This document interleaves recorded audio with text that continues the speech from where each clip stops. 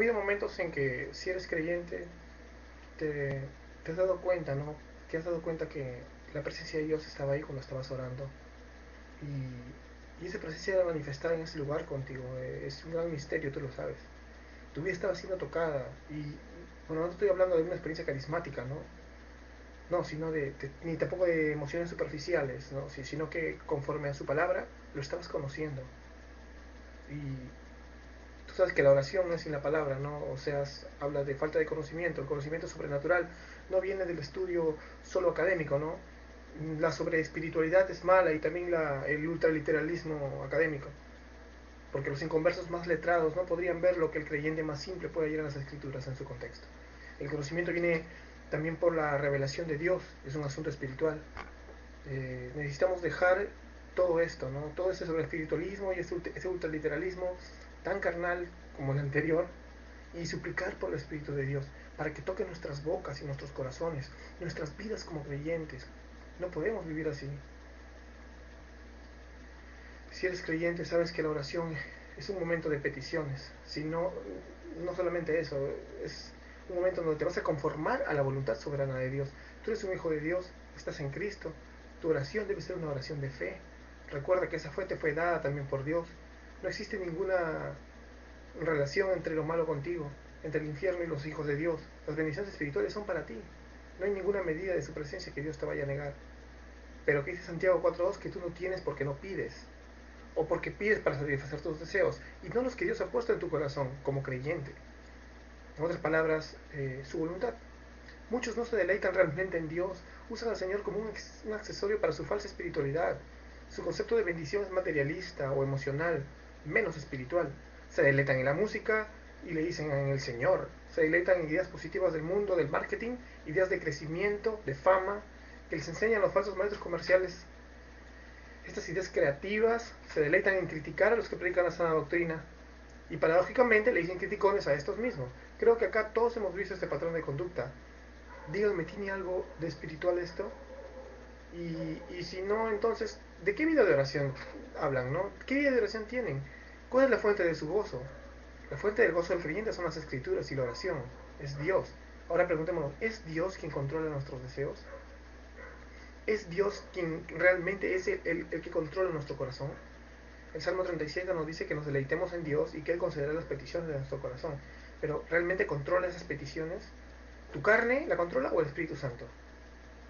Esas peticiones que elevas en oración son conforme a la voluntad de quién entonces, tuyas o de Dios. No te hablo de esas peticiones tuyas que tú no sé con qué autoridad te mientes a ti mismo y dices, es la voluntad de Dios. No, te hablo sinceramente, si conforme a las escrituras estás actuando y conociendo la voluntad de Dios en ellas, estás clamando y sobre todo si te estás deleitando en esa voluntad que tan dura y adversa a veces parece tu carne, pero que tiene un efecto transformador en tu vida que ninguna automentira o camino de la carne van a poder traer. Hermanos, cuánto gozo hay en Él, cuánto poder para hacer las cosas de Dios. No nos sentimos campeones, como mienten los falsos profetas, sino que realmente nos humillamos para depender todo de Dios. Cuando trabajamos como si dependiera, como si dependiera de nosotros, pero agradecemos porque toda la obra la ha hecho Dios, porque nos ha permitido el privilegio de siquiera haber sido salvados cuando nada valíamos, porque Él es digno de ser glorificado con nuestra vida. Mira, yo no soy un gran teólogo sistemático, no soy un erudito del griego, recién estoy aprendiendo, no soy un gran exegeta, yo conozco lo que soy y aprecio a los grandes eruditos, ¿no? Ya que Dios nos ha proveído de maestros en la historia de la iglesia que nos han facilitado mucho el estudio, necesitamos de estos grandes maestros, ¿no? Pero yo los necesito porque yo no soy un gran teólogo y una cosa sí, lo que sí entiendo es que necesito mucho del poder del Espíritu Santo en mi vida, necesito someterme a la palabra de Dios, necesito ir a mis rodillas y clamar todos los días por su misericordia, ¿no? Con reverencia, reconociendo mi necesidad total de Él. No soy ningún campeón, yo no soy un campeón. Y tú tampoco lo eres, porque si tú eres creyente tú sabes que no lo eres, y en la intimidad no lo eres y lo sabes. Tú necesitas también de la misericordia de Dios cada día. Necesitas de su misericordia cada minuto de tu vida. Como, como dice el salmista, necesitas clamar por misericordia en el Salmo 143, de modo que estás convencido que si el Espíritu Santo no es el que va a guiar tus pasos, este día vas a caer. Necesitas ir a las escrituras y tus rodillas sangren.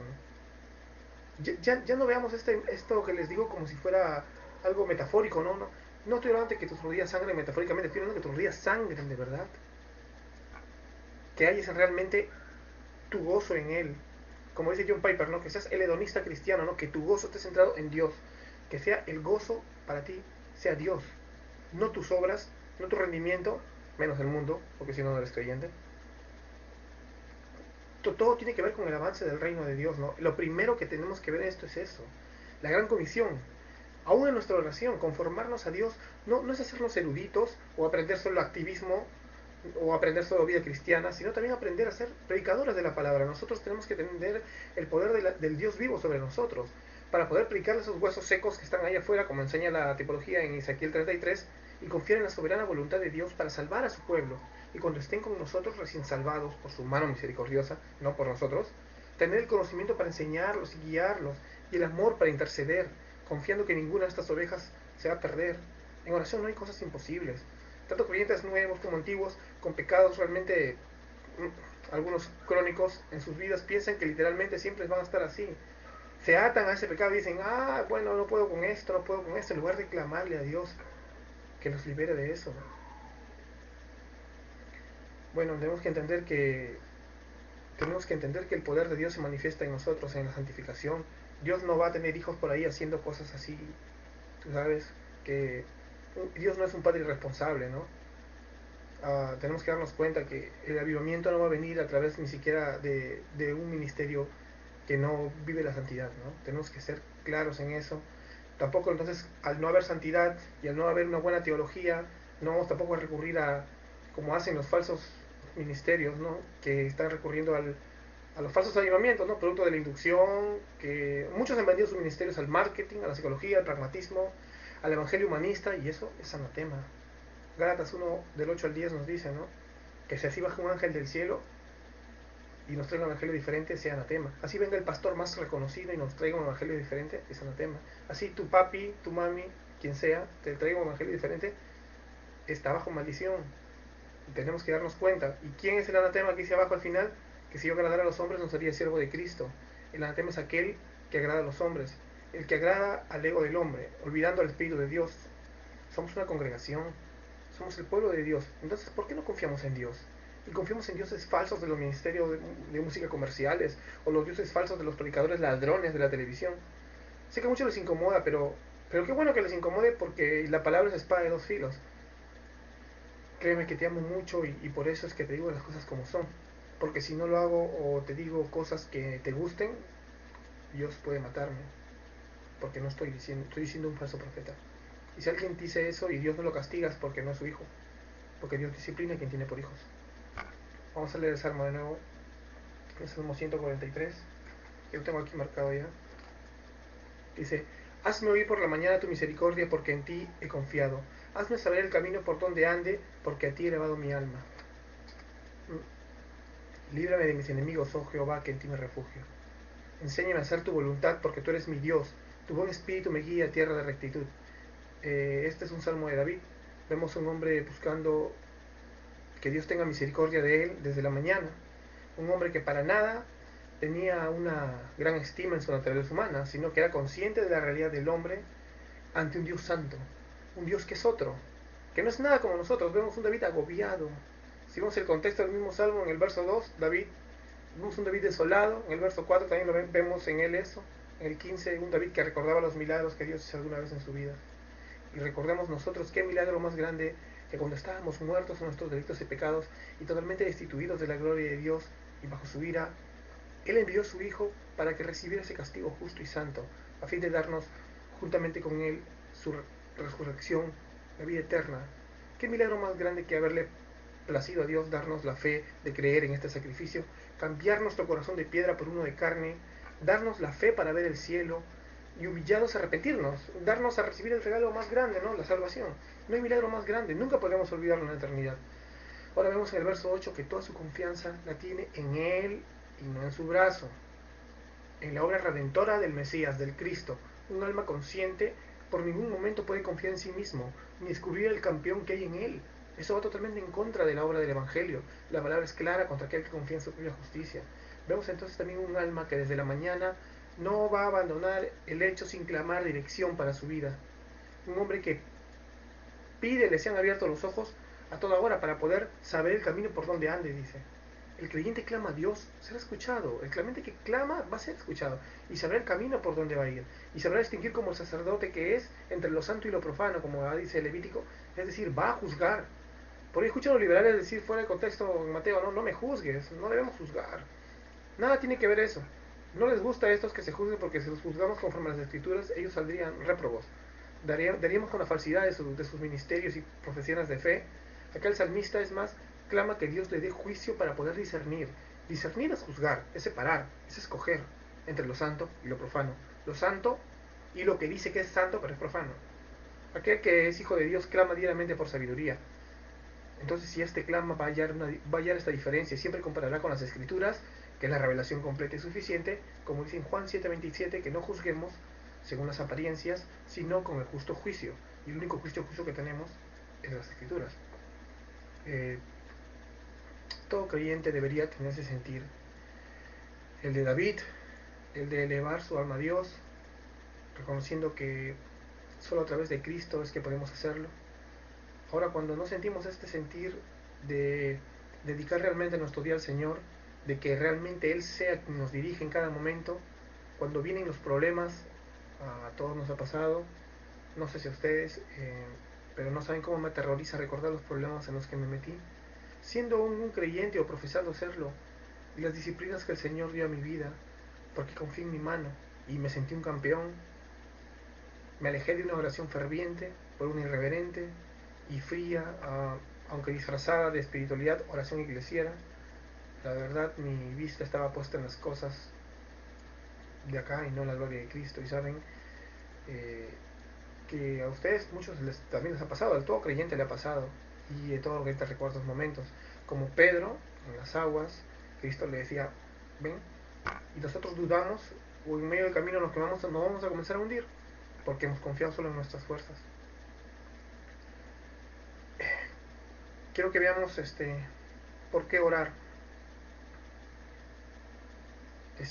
Santiago 1:16 dice, confesaos vuestras ofensas unos a otros y orad unos a otros por otros, para que seáis sanados. La oración eficaz del justo puede mucho. Primero vamos a ver, dice, ¿por qué necesitamos conformarnos a la voluntad de la voluntad de Dios? ¿No? ¿Por qué orar? Porque necesitamos conformarnos a esta voluntad soberana de Dios. Es importante. Miren la comunión de confesión y oración para la salud de la congregación, pero vamos a ver el énfasis de la eficacia de la oración y vemos cómo se da en la oración del justo. Ahora, ¿quién es el justo? En el concepto de toda la escritura, no es el justo aquel que por sus propios medios ha alcanzado la justicia ni el favor de Dios, ¿no? Eso no, sería salvación por obras, sino que el justo es aquel que ha sido equilibrado al nivel de los estándares de la justicia de Dios. La palabra aquí en griego es dikaios, que quiere decir equitativo, en un término legal. Dios declara justo al pecador en méritos que su pena fue pagada por Cristo en la cruz. Entonces, este justo es justificado por gracia, no por obras. Este es el creyente. Entonces, aquel que menciona Santiago aclarando que la oración de aquel puede mucho, no porque vayas a manipular a Dios o que tengas el interruptor para que seas tú el que puede, ni porque tu oración vaya a torcer el brazo poderoso de Dios, no, sino de que realmente si eres creyente tu oración será siempre conforme a la voluntad de Dios, como dice el Salmo. Él va a conseguir a condescender las peticiones de tu corazón, de modo que Dios va a proveer para glorificar su nombre con tu oración. Entonces, ¿por qué orar? Repetimos una vez más, para conformarnos a la voluntad de Dios. En primer lugar, vamos a ver una oración, por ejemplo, la de Daniel 9, del 4 al 9. Dice, y oré a Jehová mi Dios e hice confesión diciendo, ahora Señor Dios grande, digno de ser temido, que guardas el pacto y la misericordia con los que te aman y guardan tus mandamientos. Hemos pecado, hemos cometido iniquidad, hemos hecho impíamente y hemos sido rebeldes, y nos hemos apartado de tus mandamientos y de tus ordenanzas.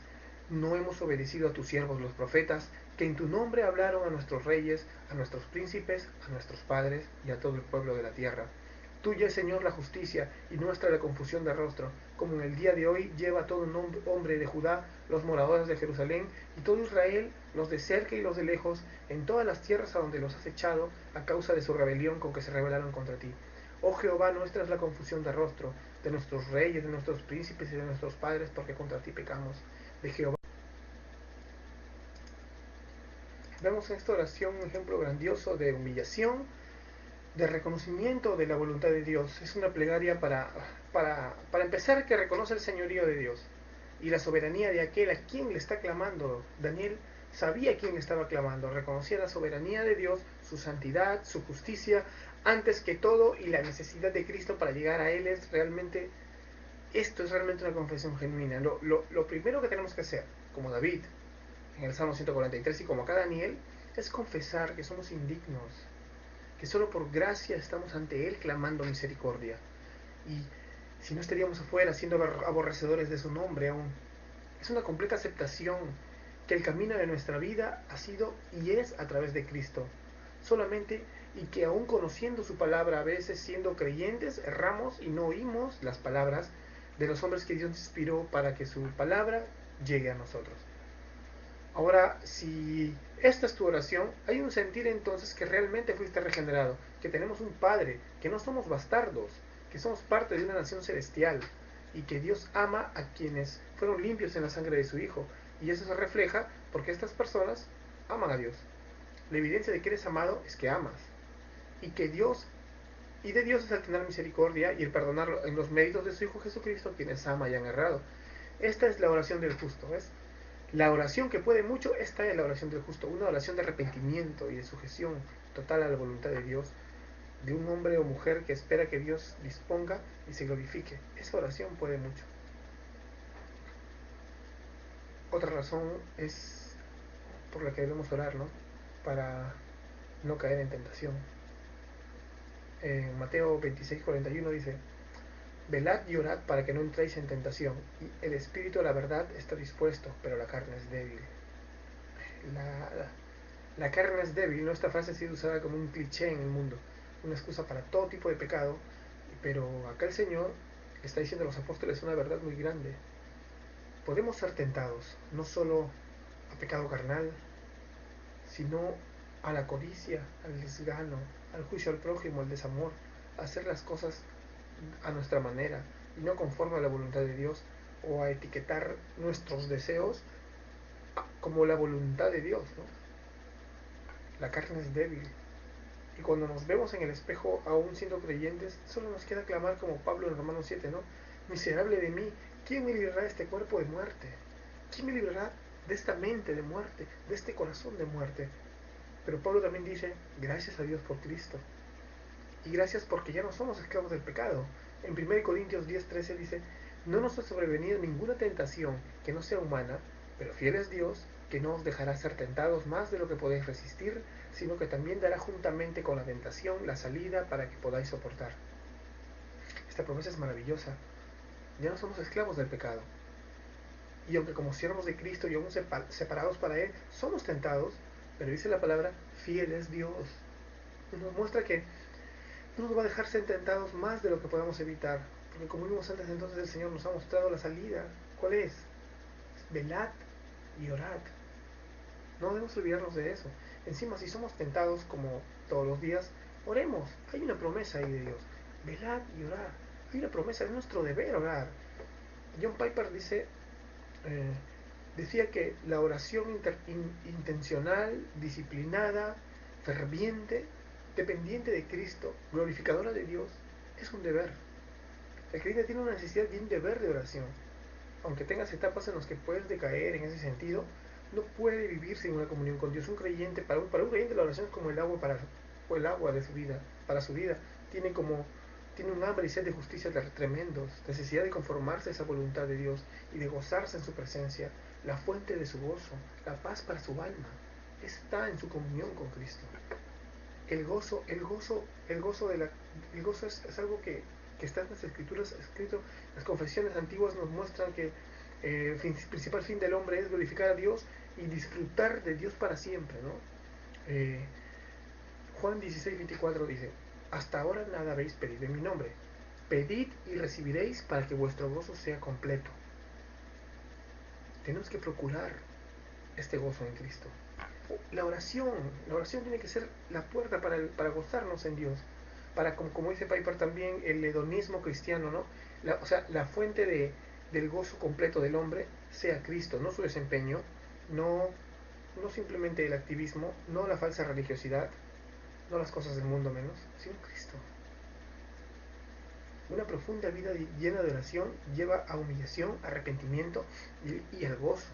Nos gozamos que seamos conformados a la voluntad de Dios, pero una vida superficial de oración produce descontento.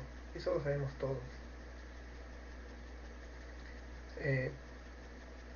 Cristo tiene dos razones más o menos para esto. En Juan 16, del 20 y 22 dice: en verdad os digo que lloraréis y os lamentaréis, porque el mundo se alegrará. Estaréis tristes, pero vuestra tristeza se convertirá en alegría. Cuando la mujer está para dar a luz, tiene aflicción, porque ha llegado su hora, pero cuando da a luz al niño, ya no se acuerda de la angustia, por la alegría de que un niño haya nacido en el mundo. Por tanto, ahora vosotros tenéis también aflicción, pero yo os veré y vuestro corazón se alegrará, y nadie os quitará vuestro gozo. ¿Ah? ¿Cuál es la fuente? ¿Qué le dice Cristo? ¿Cuál es la fuente de gozo para los discípulos? Yo os veré otra vez y vuestro corazón se alegrará. Ver a Cristo, conocer a Cristo, tener una comunión con Cristo. Ningún cristiano tendrá plenitud de gozo sin una comunión vital con Cristo. Y el conocer sobre Él no será suficiente y trabajar para Él, sino que, o sea, no es cosa de mero conocimiento académico y tampoco un cristianismo activista. No, lo que aquí nos está mostrando es que debemos tener una comunión personal con el Señor. En su primera carta Juan escribió, en 1 de Juan 3, dice: y en verdad nuestra comunión es con el Padre y con su Hijo Jesucristo. Os escribimos estas cosas para que nuestro gozo sea completo. La comunión con Jesús compartida con otros también es esencial para la plenitud de Cristo. La primera razón por la que la oración lleva a la plenitud del gozo es que la oración es el epicentro de nuestra comunión con Jesús. Es el sol de este sistema. Él no está aquí físicamente para que le veamos, pero en oración hablamos con Él. Es como si estuviera aquí. Y en la paz de esos momentos, como ya vimos, confesamos, nos arrepentimos, nos gozamos en su misericordia, exponemos nuestras necesidades, ¿no? Quizás Juan 15:7 es un gran resumen para esta comunión. Dice: si permanecéis en mí, mis palabras en vosotros, pedid lo que queráis y os será hecho. Cuando las palabras de Cristo permanecen en nuestra mente, son estas palabras las que conducen nuestros deseos, y estas palabras las que nos muestran nuestras necesidades. Así que lo que queremos viene también de Él. Como vimos en el Salmo 37, un corazón dirigido por el Espíritu Santo, un corazón sometido y conformado a la voluntad de Dios. La otra razón por la que la oración produce plenitud de gozo es que la oración provee el poder para lo que amamos hacer. Como otra vez repetimos, con un corazón guiado por las palabras de Dios, dependida de nosotros, pero agradecemos porque toda la obra la ha hecho Dios, porque nos ha permitido el privilegio de siquiera haber sido salvados cuando nada valíamos, porque Él es digno de ser glorificado con nuestra vida. Mira, yo no soy un gran teólogo sistemático, no soy un erudito del griego, recién estoy aprendiendo, no soy un gran exegeta, yo conozco lo que soy y aprecio a los grandes eruditos, ¿no? Ya que Dios nos ha proveído de maestros en la historia de la iglesia que nos han facilitado mucho el estudio. Necesitamos de estos grandes maestros, ¿no? Pero yo los necesito porque yo no soy un gran teólogo. Y una cosa sí, lo que sí entiendo es que necesito mucho del poder del Espíritu Santo en mi vida. Necesito someterme a la palabra de Dios. Necesito ir a mis rodillas y clamar todos los días por su misericordia, ¿no? Con reverencia, reconociendo mi necesidad total de Él. No soy ningún campeón. Yo no soy un campeón. Y tú tampoco lo eres. Porque si tú eres creyente, tú sabes que no lo eres. Y en la intimidad no por la revelación de Dios. Es un asunto espiritual. Necesitamos dejar todo esto, ¿no? Todo ese sobre espiritualismo y ese ultraliteralismo tan carnal como el anterior, y suplicar por el Espíritu de Dios para que toque nuestras bocas y nuestros corazones, nuestras vidas como creyentes. No podemos vivir así. Si eres creyente, sabes que la oración es un momento de peticiones. Si no, no solamente eso, es un momento donde te vas a conformar a la voluntad soberana de Dios. Tú eres un hijo de Dios, estás en Cristo. Tu oración debe ser una oración de fe. Recuerda que esa fe te fue dada también por Dios. No existe ninguna relación entre lo malo contigo, entre el infierno y los hijos de Dios. Las bendiciones espirituales son para ti. No hay ninguna medida de su presencia que Dios te vaya a negar. Pero que dice Santiago 4:2, que tú no tienes porque no pides, o porque pides para satisfacer tus deseos, y no los que Dios ha puesto en tu corazón, controla nuestro corazón. El Salmo 37 nos dice que nos deleitemos en Dios y que Él concederá las peticiones de nuestro corazón. Pero ¿realmente controla esas peticiones? ¿Tu carne la controla o el Espíritu Santo? esas peticiones que elevas en oración son conforme a la voluntad de quién entonces, tuyas o de Dios. No te hablo de esas peticiones tuyas que tú no sé con qué autoridad te mientes a ti mismo y dices, es la voluntad de Dios. No, te hablo sinceramente, si conforme a las escrituras estás actuando y conociendo la voluntad de Dios en ellas, estás clamando y sobre todo si te estás deleitando en esa voluntad que tan dura y adversa a veces parece a tu carne, pero que tiene un efecto transformador en tu vida que ninguna automentira o camino de la carne van a poder traer. Hermanos, cuánto gozo hay en Él, cuánto poder para hacer las cosas de Dios. No nos sentimos campeones, como mienten los falsos profetas, sino que realmente nos humillamos para depender todo de Dios. Cuando trabajamos como si dependiera, no de, como si como creyente. En otras palabras, su voluntad. Muchos no se deleitan realmente en Dios, usan al Señor como un accesorio para su falsa espiritualidad. Su concepto de bendición es materialista o emocional, menos espiritual. Se deleitan en la música y le dicen en el Señor. Se deleitan en ideas positivas del mundo, del marketing, ideas de crecimiento, de fama, que les enseñan los falsos maestros comerciales. Estas ideas creativas se deleitan en criticar a los que predican la sana doctrina. Y paradójicamente le dicen criticones a estos mismos. Creo que acá todos hemos visto este patrón de conducta. Díganme, ¿tiene algo de espiritual esto? Y si no, entonces, ¿de qué vida de oración hablan, no? ¿Qué vida de oración tienen? ¿Cuál es la fuente de su gozo? La fuente del gozo del creyente son las escrituras y la oración. Es Dios. Ahora preguntémonos, ¿es Dios quien controla nuestros deseos? ¿Es Dios quien realmente es el que...